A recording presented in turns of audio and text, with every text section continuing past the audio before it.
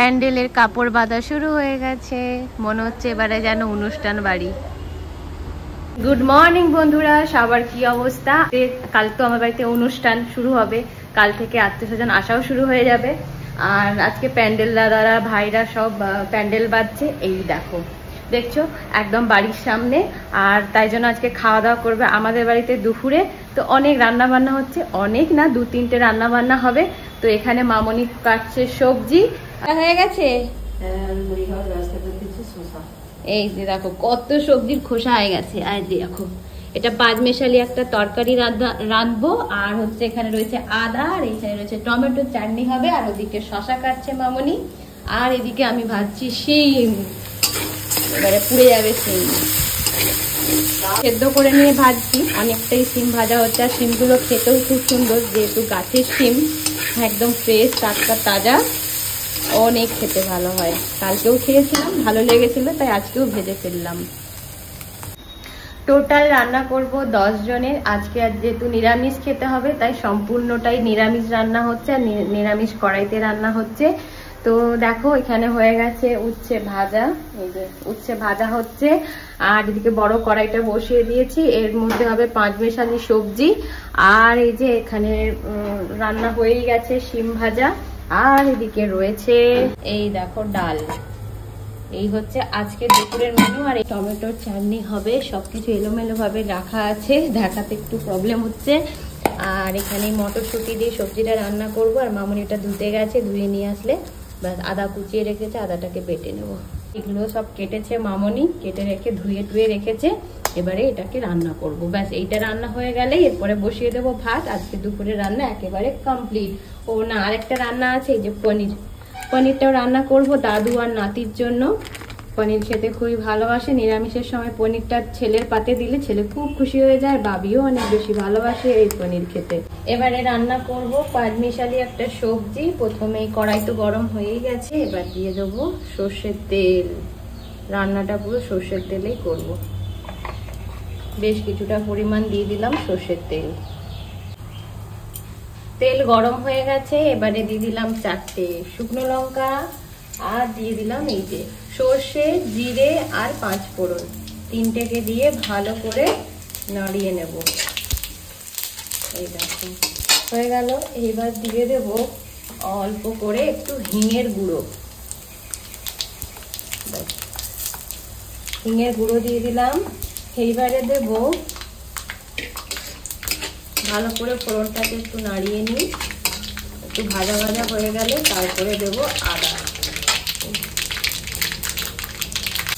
দিয়ে দিলাম তেজপাতা। এবারে দেব আদা বাটা। এই দেখো আদা বাটা দিয়ে দিচ্ছি।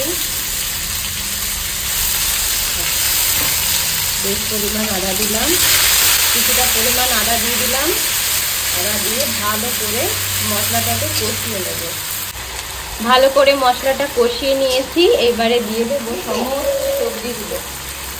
এত কটা সবজি দেখো, খালি ঝুড়ি সমেত ঢালতে হবে। হাতে এমনি এমনি করে দেওয়া যাবে না, তাই আমি ঝুড়িটা সমেত ঢেলে দিলাম।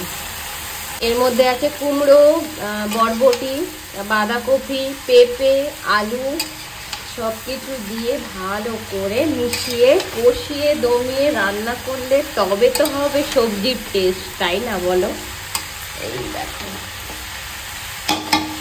এরকম ভাবে রান্না করতে হবে। বড় খুন্তি বড় কড়াই দিয়ে লেগে পড়েছি একদম রাঁধুনিদের মতো, ঠাকুর বাড়ির মতন রান্না শুরু করেছি, দেখেছো? বাস এবার এটাকে ভালো করে ঢেকে ঢেকে রান্না করতে হবে। এই কড়াইয়ের মাপে নেই এত বড় ঢাকনা, তাই বাধ্য হয়ে দিতে হচ্ছে গামলা। এ আবার গামলা চাপা হচ্ছে, দেখো ফাঁকা, তাহলে দিয়ে আর কি লাভ বলো? দেখা যাক কি দিয়ে ঢাকা দিয়ে দিয়ে রান্না করতে হবে। এটা ঢাকা দিয়ে রান্না করলে তবে এই জিনিসটার মধ্যে টেস্ট আসবে।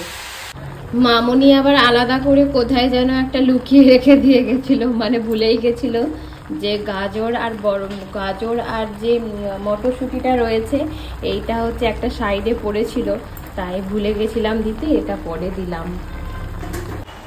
এবারে দিয়ে দেবো পরিমাণ মতো লবণ।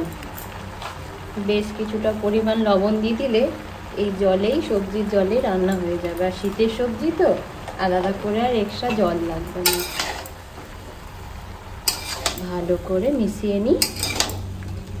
ঢাকনাটা খুঁজে পেলাম না, মানে নেই আসলে, এত বড় কড়াই তো ঢাকনা নেই, না থাকার জন্য এই যে খোলা মেলাতেই রান্না করতে হচ্ছে, তাই একটু সময়ও লাগবে সবজিটা রান্না হতে। এদিকে করব এবার টমেটোর চাটনি, তাই অল্প করে একটু তেল দিলাম। এবারে দেব ফোড়ন। তেল গরম হয়ে গেছে, এবারে দেব সর্ষে আর শুকনো লঙ্কা ফোড়নে দিয়ে দিলাম। এই যে কেটে রাখা টমেটো, এইটা এবার এখানে দিয়ে দেবো। ফোড়নটা বেশ ভাজা ভাজা হয়ে গেছে, দিয়ে দেবো এবারে নুন। এবার দিয়ে দিলাম হলুদ। এবারে ভালো করে নাড়িয়ে চাড়িয়ে এটা সেদ্ধ হতে দেবো।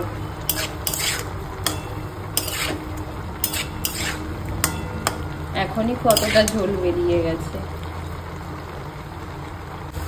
এবার দিয়ে দেব জল পরিমাণ মতো।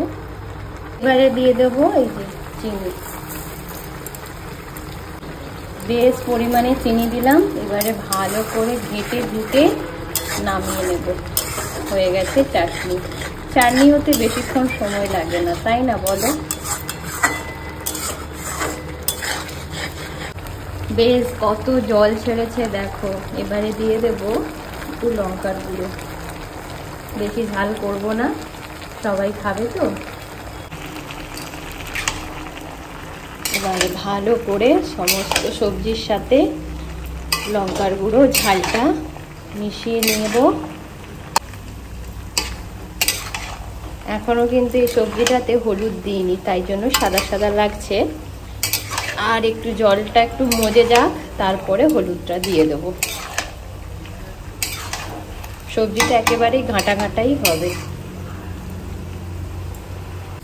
এরকম একটা মাখা মাখা তরকারি হয়েছে। এই দেখো, দেখেছেন রান্না একেবারে কমপ্লিট। গ্যাসও অফ করে দিয়েছি। ব্যাস, তরকারিটা হতে কিন্তু বেশ সময় লেগে গেছে, 1 ঘন্টার মতো সময় লেগেই গেল।